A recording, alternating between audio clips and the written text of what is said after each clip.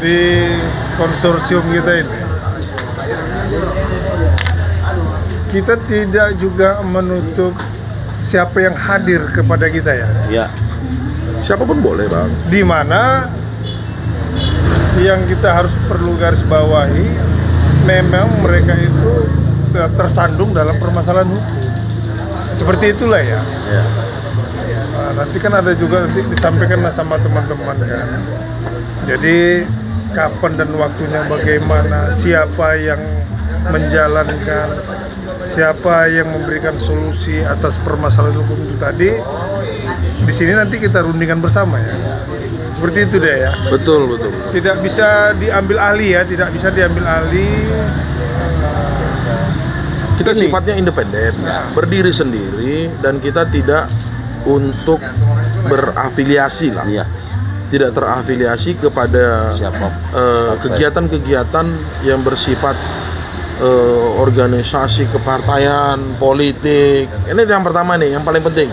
Yang kedua, kita ini bergerak dalam isu hukum, tetapi cakupannya sosial. Bagaimana memandang problematika sosial di masyarakat yang cenderung akan menimbulkan permasalahan hukum. Sederhana aja, perubahan jalur juga persoalan hukum.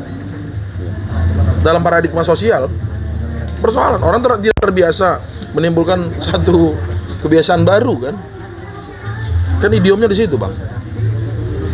Inilah namanya ruang, Bu. Ruang para pengacara dalam arti untuk menyalurkan. Kita nggak nutup mata, misalnya nanti ini ada perkara datang di klien, apalah, orang yang minta diskusi, minta perlindungan hukum, nggak salah. Nanti konsorsium itu, ini kan namanya, ini warnanya konsorsium nih, ya kan? Kan tergabung dari beberapa kantor ya untuk menyelesaikan perkara ini bersama-sama, Terafiliasi dia. nggak masalah. Nanti datang tiba-tiba ujung-ujungnya orang kemari gitu. Nah, nanti di grup kita ini kan rencana kan podcast kita atau media online kita ini mungkin kan masyarakat harus tahu juga, Bung Andres ya, Bung Gandar, bahwasanya podcast kita ini ada juga memberikan kepada masyarakat luas, tapi khusus masyarakat Medan Sumatera Utara, baik dari luar baik juga dari dalam kan, yang ingin berkonsultasi masalah hukum gitu. Nah, nanti dari kesepakatan konsorsium ini kita memperbolehkan secara gratis atau dengan bagaimana nanti teknisnya, pendapat teman-teman gimana tuh? Mereka ingin briefing nih, ada masalah hukum gitu. Nah, terbuka nggak ke konsorsium pengaduan mereka, permasalahan hukum mereka untuk mencarikan win-win solution tadi ya, seperti itu dia. Sederhana sih, Bang, kalau aku.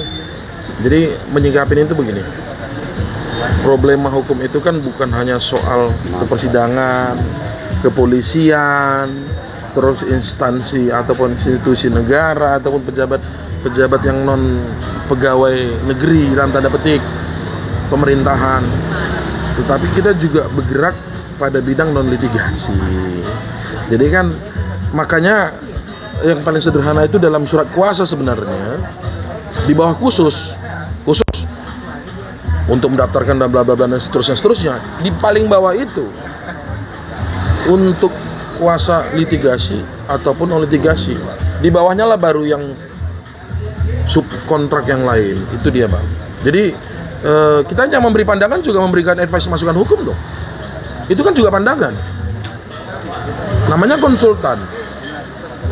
Pengacara itu juga konsultan hukum dan praktisi ketika dia beracara, non praktisi ketika dia beracara di luar dari yang diatur oleh KUHP, mengajukan mediasi, memohonkan.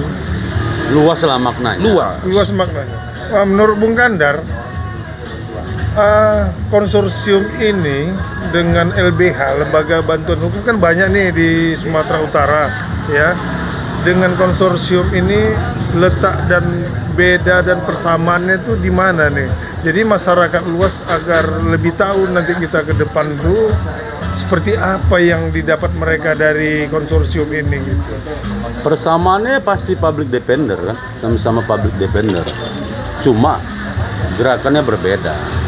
Selama ini kan kalau LBH, setahu aku yang aku di LBH Medan ya, menangani perkara itu kan litigasi non litigasi. Cuma caranya yang berbeda. Kalau LBH kan dia hanya sebatas ya dia diskusi terus ditangani perkara, ya kan, baik yang litigasi pun non litigasi. Kita di sini selain itu kita menyuarakan melalui media ini gitu. Kita mengingatkan nih, atau dia bentuk rekomendasi nih kepada siapa, ya kan, misalnya ini contoh ada korban dalam penanganan perkara terlalu lambat padahal perkapnya ada. Nah, itu kita cerdaskan masyarakat itu. Dan kita ingatkan para pihak yang berwajib tadi, pihak penegak hukum kepolisian, untuk menyelesaikan perkara ini, karena ada batas waktunya sesuai dengan perkap. Tapi dia itu tadi dorongannya selain dari penanganan, kita pakai media ini mendorong Pak Kapolda atau Pak Kapolres atau Pak Kapolsek. Ini ada nih PR di wilayah hukum Bapak yang harus Bapak selesaikan. Itu Bung Neman. Oh iya, berarti mendorong ya, biar perkara itu berjalan semana semestinya. Ya. Oke, itu tadi singkat sedikit saja ya bincang-bincang kami ya sama tim konsorsium ya di sore hari ini. Semoga ini bermanfaat karena kita banyak tadi mengulas walau sedikit tapi padat ya.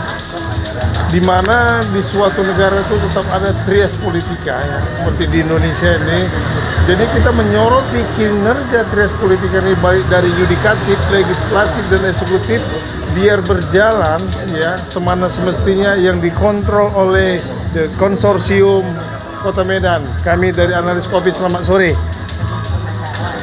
Salam Openg. Salam Openg.